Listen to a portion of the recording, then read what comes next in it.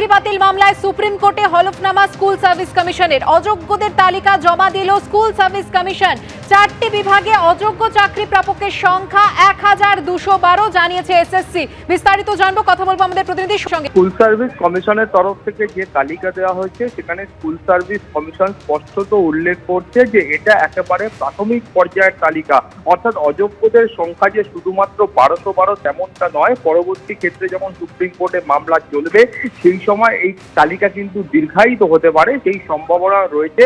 এবং সেখানে তারা বলছেন যে এই যে 1212 সংখ্যাটা রয়েছে এর মধ্যে কিন্তু একদিকে যেমন যারা র্যাঙ্ক জাম্প করেছেন সেই সংখ্যাটা আছে, অর্থাৎ যারা কম নম্বর পেয়েছিলেন কিন্তু মেরিট লিস্ট বা মেধা তালিকায় ওপরের দিকে উঠে এসেছিলেন সেই সংখ্যাটা রয়েছে। তার পাশাপাশি যাদের নাম প্যানেলে ছিল না, প্যানেল বহির্ভূতভাবে যারা চাকরি পেয়েছেন সেই সংখ্যাটাও কিন্তু এই 1212-র মধ্যে আছে।